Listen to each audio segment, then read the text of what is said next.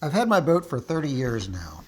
I had her built new in California, and in all that time I've sailed to different places and refrigerated my food with bags of ice in the icebox.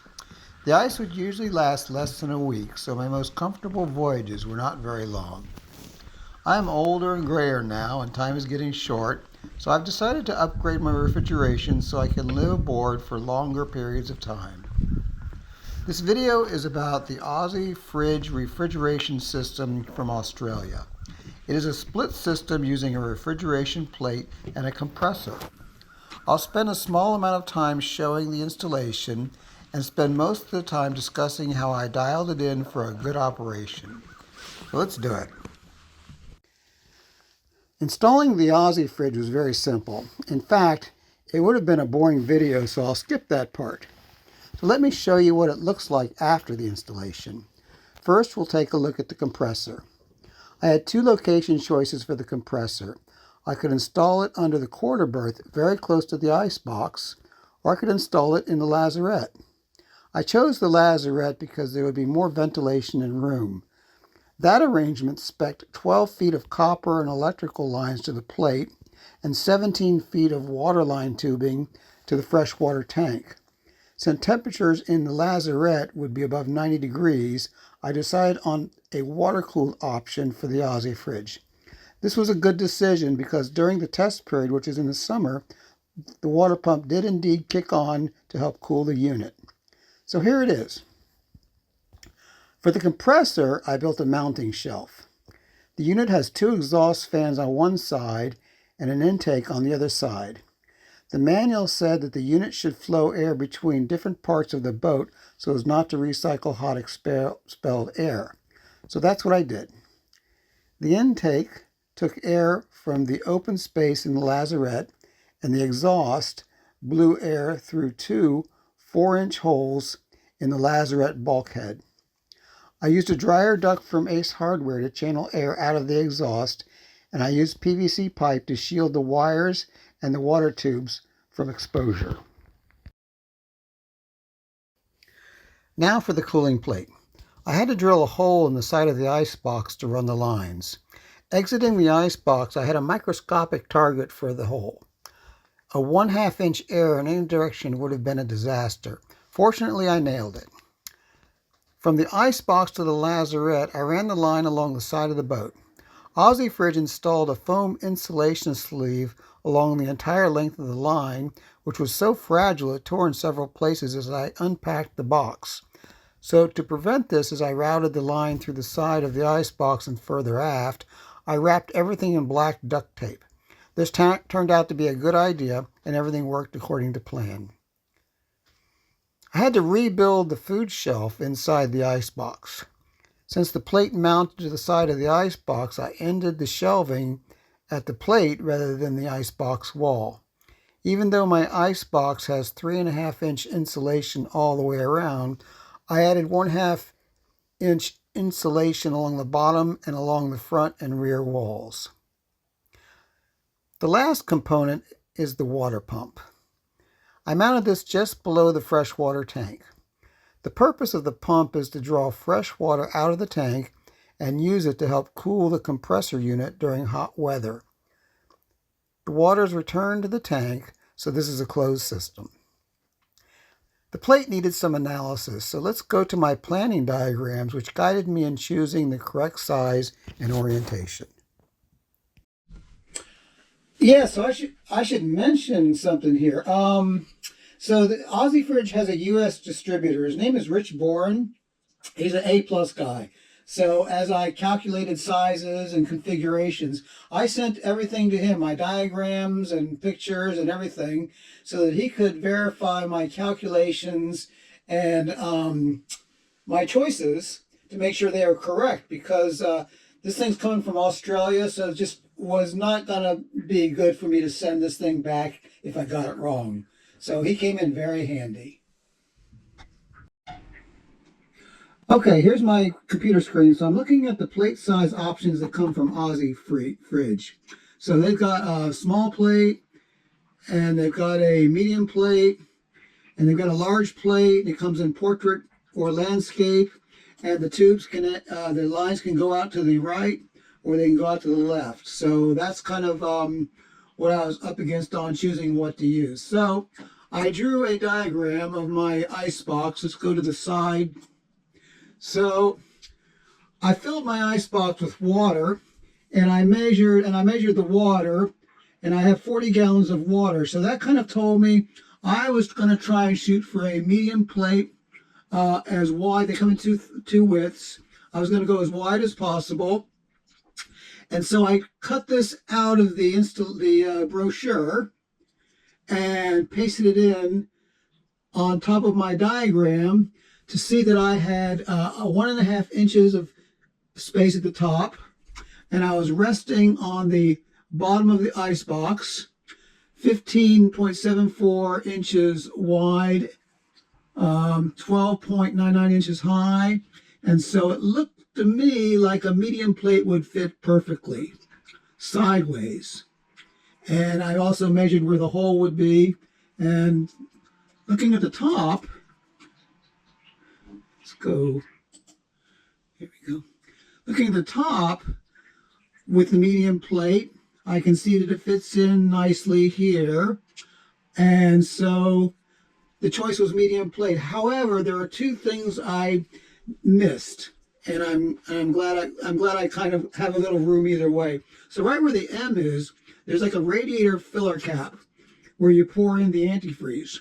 And so I ended up bringing this out 1/2 inch so the filler cap was exposed at the icebox top so I could get a funnel into it.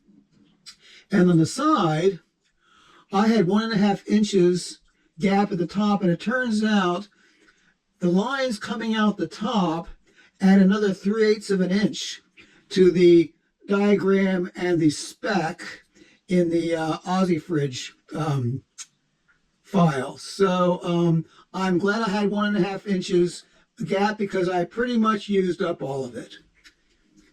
So that was good there. Now the lines,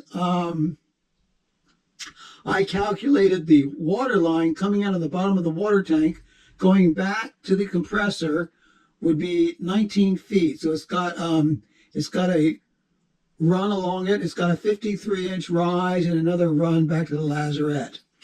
The plate line, which comes out of the ice box along the side of the hull, that was 10 feet.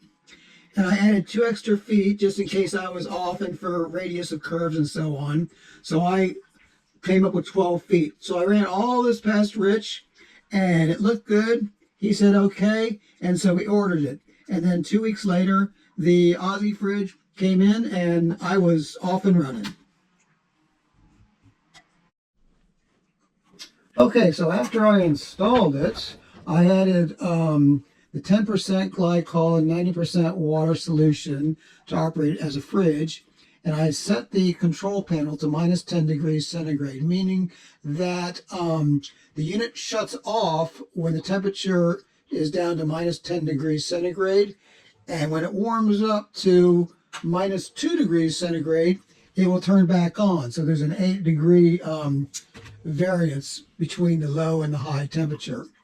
So -10 degrees centigrade and -2 degrees centigrade is below freezing. So that clued me into the fact that I probably have to do some tuning and some DIY to get the temperature just right, because I wanted my refrigerator to be an average temperature of 37 degrees Fahrenheit. I don't know what that is centigrade, but that's the normal average refrigerator temperature. So that's what I was shooting for. So I turned it on, and it ran for days and days and never shut off. And so it started getting ice on the lines. So I found that when the unit is icing up on the lines, the recommendation is to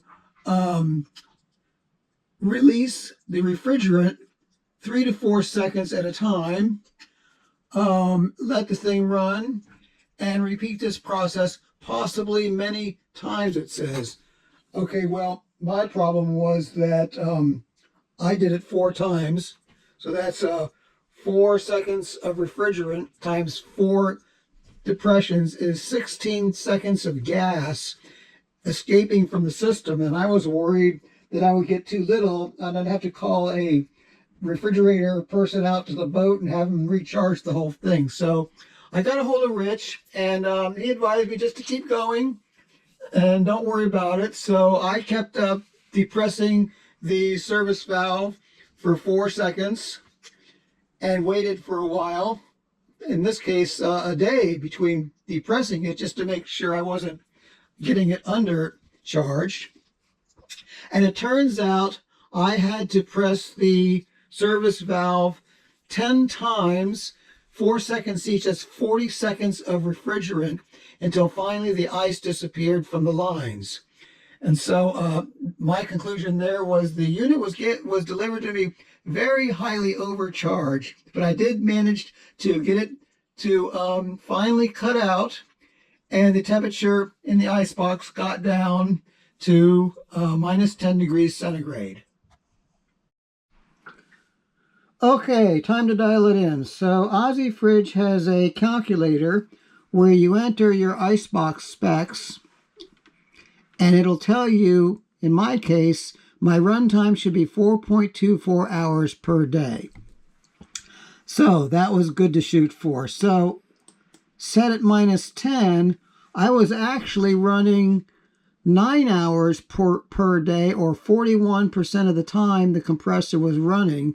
And this went on for almost a week. Eventually it started to drop off to 6.43 hours per day, 27% of the time it was on. So this was not good for me. So they told me DIY, I should be adjusting that set temperature. So I set the temperature to minus 8. Minus 8 means that when the temperature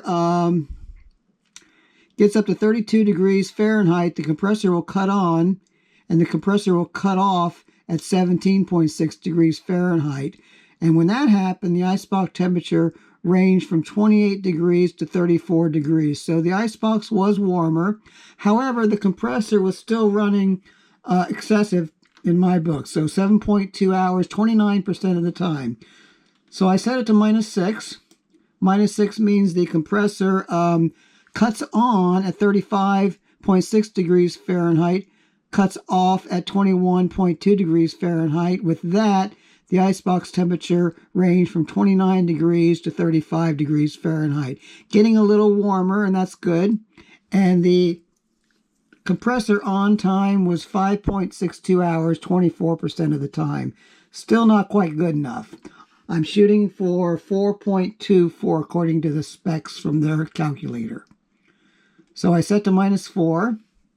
At minus 4, compressor cuts on at 39.2 Fahrenheit, cuts off at 24.8 Fahrenheit. The resulting icebox temperature went from 32 to 38, and the compressor ran 6.09 hours, 25% of the time. Still not good. 6.09 is too high. So I set it to minus 2.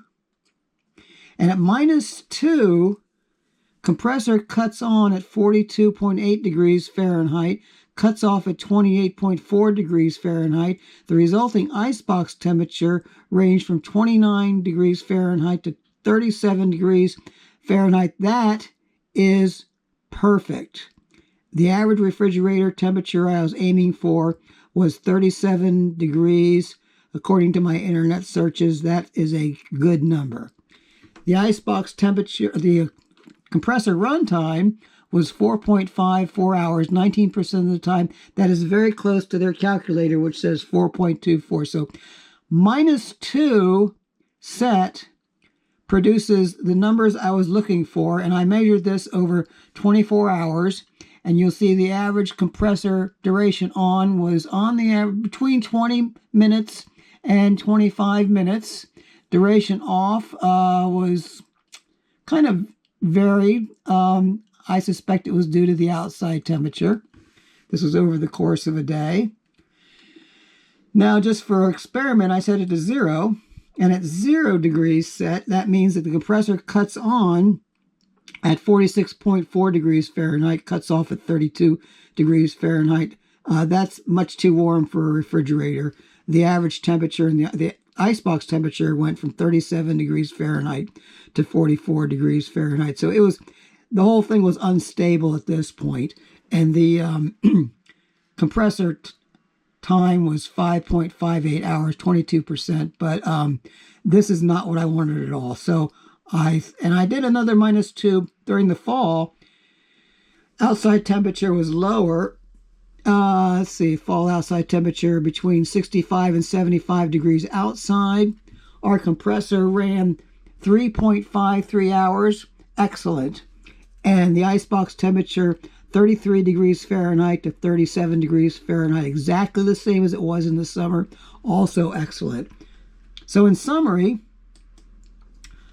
tabulating all these different settings, a set of -2, having the compressor runtime of 4.54 hours per day, produced the desired results. So that is what I ended up using, and it seems to be working just fine. So that concludes part 1 of OzeFridge. So I've installed it and I've dialed it in, and I'm going to let it run for a couple months, and then I'll come back and take a look at some trends and see how it did on current and how it did on load. So thanks for watching.